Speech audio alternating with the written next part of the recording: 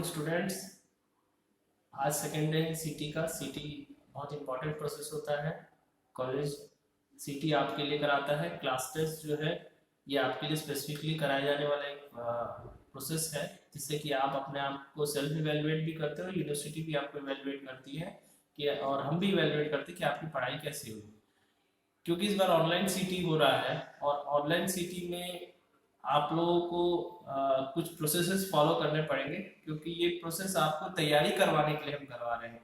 किस प्रकार के प्रोसेस, जैसे आपकी आंसर शीट कैसे बनेगी और कैसे आप आंसर शीट को सबमिट करेंगे। तो पहले भी आप इसमें से कुछ पार्ट कर चुके हैं, अब आपको कुछ स्पेसिफिक पार्ट करना है। इसलिए करना है क्योंकि यूनिवर्सिटी इस बार जो ऑनलाइन एग्जाम कराई थी उसमें उन्होंने विशेष दिशा निर्देश दिए थे, और हम चाह रहे हैं कि आपकी प्रैक्टिस हो जाए उन विशेष दिशा निर्देशों के अंतर्गत और आपका सीटी भी हो जाए।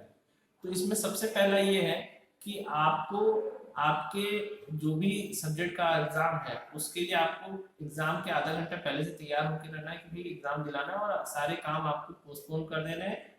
3 घंटे का समय आपको फिक्स अपने पास रखना है। दूसरा, आप अपने पास A4 साइज का पेपर और पेन पेंसिल जो भी चीजें आपके उपयोग की हैं परीक्षा लिखने के लिए उसको कलेक्ट करके रखेंगे। A4 साइज का कम से कम 40 शीट रखिए। वैसे इतनी शीट्स की जरूरत नहीं पड़ती, पर मेन एग्जाम को ध्यान में रखते हुए मैं 40 शीट कह रहा हूँ। जो सीटी एग्जाम है उसमें 7 से 8 शीट की जरूरत पड़ती है। पहले शीट पे आप अपना सामने स्पष्ट अक्षरों में नाम, रोल नंबर, सब्जेक्ट का नाम, सब्जेक्ट कोड, एग्जाम की डेट का विवरण देंगे। ये स्पष्ट अलग से होना चाहिए, आधे पेज में होना चाहिए ऊपर के। उसके बाद एक लाइन खींचिए, उसके नीचे से आपको लिखना है।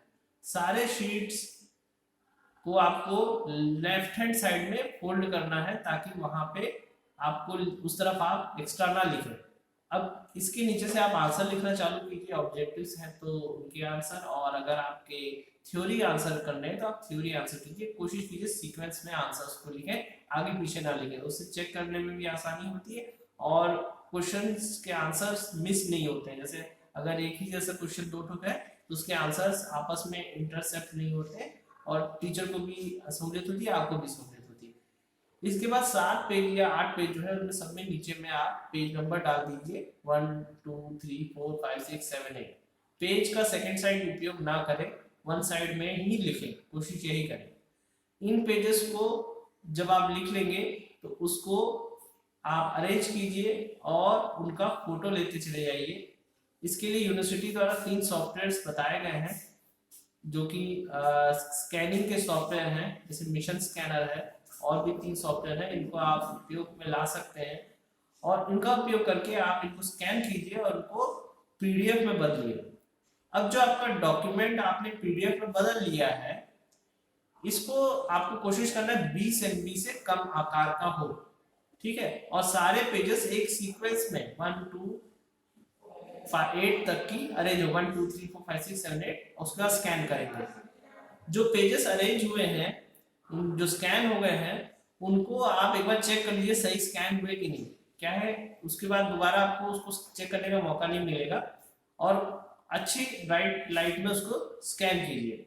इसको अरेंज करने का जब पीडीएफ बना लेते हैं तो पीडीएफ को रीनेम करने का ऑप्शन सभी सॉफ्टवेयर और ऐप में दिया होता है। ये ऐप ही है, मोबाइल पे आप उपयोग कर सकते हैं। मोबाइल स्कैनिंग एप्स होती हैं जो कि डॉक्यूमेंट स्कैन करती हैं। अब जो आपकी पीडीएफ बन गई है उसको आपको रीनेम करना है। सबसे पहले आपको रीनेम करते समय उसको राइट क्लिक करके उसको नेम चेंज या रीनेम का ऑप्शन होगा, रीनेम का ऑप्शन करके वो डैश आ जाएगा। वहां पे आप लिखेंगे अपना रोल नंबर। आपका जैसे रोल नंबर है 2045621011, तो आप वो रोल नंबर लिखेंगे। उसके बाद आप क्या करेंगे, आप डैश डालेंगे, डैश का साइन डालेंगे, है ना। उसके बाद आप उस सब्जेक्ट का कोड लिखेंगे। ये इंपॉर्टेंट प्रोसेस है, मैं स्पेसिफिकली बता रहा हूँ, बहुत इंपॉर्टेंट प्रोसेस है। रोल नंबर, उसके बाद डैश, उसका सब्जेक्ट कोड। इतना करने के बाद आपको उसको सेव कर देना है। सेव करने का इसी फाइल को, ठीक है, इस पर्टिकुलर फाइल को आपको जो फैकल्टी है ना, जिनका नाम दिया है, जिनको जो सब्जेक्ट टीचर है, उसको आपको ईमेल करना है, ठीक। और ईमेल करने के बाद आप स्वयं से ये पहले कंफर्म हो जाइए कि आपका ईमेल जा चुका है, क्योंकि 20 MB की फाइल है। कई बार स्लो नेटवर्क में फाइल अटक जाती है, या कई बार ऐसा भी होता है कि फाइल करप्ट फाइल पहुंचती है। एक बार वेरीफाई करने में कोई बुराई नहीं, फैकल्टी से एक बार पूछ ले कि सर हमारा फाइल पहुंचा कि नहीं, आपको फाइल मिला कि नहीं, क्योंकि पिछले गत 2-3 सीटी में ये देखने को मिला है कि फाइल जो आप भेज रहे हैं, आपने सोचा ये तो हमने दे दिया, पर आपका ईमेल कभी पहुंचा ही नहीं, क्योंकि आपके यहाँ नेटवर्क फेल है या हमारे यहाँ नेटवर्क में प्रॉब्लम है, आपका ईमेल जो है वो आप ही के पास में अटका हुआ है। तो कंफर्म करें, वो अपलोडिंग दिखा रहा है, जैसे जो फाइल जाती रहती है उसमें अपलोडिंग दिखाता है, और जो फाइल सेंड हो जाती है ना, जब पहुंच गई है वो सेंड दिखाता है। ये आपके मोबाइल के फोल्डर में भी दिखाता है। अगर आपकी फाइल मिल गई है तो वहां आपका कार्य समाप्त हो जाता है, आपका प्रोसेस समाप्त हो जाता है। इसके अलावा एक और प्रोसेस आपके लिए है, वो है गूगल फॉर्म में हम आपका अटेंडेंस कलेक्ट कर रहे हैं। आपसे आपका अटेंडेंस कलेक्ट करवाया जा रहा है गूगल फॉर्म में, तो आपकी आंसर शीट और गूगल फॉर्म दोनों टैली होगी, ठीक है।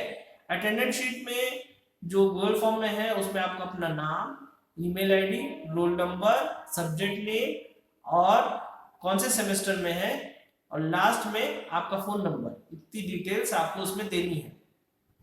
ये डे टू डे अटेंडेंस है, हर दिन अलग गूगल फॉर्म होगा, अलग अटेंडेंस आपकी कलेक्ट होगी, और ये आपको डेली करना है, ठीक है। और ये पेपर शुरू होने के आधे घंटे के अंदर कर लेना है। आधे घंटे बाद गूगल फॉर्म का ये लिंक बंद हो जाएगा, अटेंडेंस का लिंक बंद हो जाएगा। तो स्टूडेंट्स, मुझे लगता है आप मेरी बात को समझ गए हैं। एक ग्राफिकल पिक्चर भी मैं अटैच कर रहा हूँ, इसको भी आप चेक कर लीजिएगा, ये आपके काम आएगा। Thank you. और स्टूडेंट्स, अगर आपको ये जानकारी अच्छी लगी और ऐसी ही और ज़रूरी जानकारियाँ आप चाहते हैं तो ज़रूर से इस चैनल को लाइक और सब्सक्राइब करें, ठीक है। वीडियो को लाइक करें और चैनल को सब्सक्राइब करें, ताकि जो और भी जानकारियाँ हैं जो मुझ तक पहुंच रही हैं मैं आप तक पहुंचा सकूं। और ज़रूरत पड़ने पर, जैसे क्या होता है, हम अभी किसी ग्रुप में मैसेज डालते हैं तो वो मिस हो जाता है, यहाँ पे ये मिस नहीं होगा। तो ज़रूर से सब्सक्राइब करें, आपके पास नोटिफिकेशन आ जाएगा इन्फॉर्मेशन का। Okay, thank you, do like and subscribe.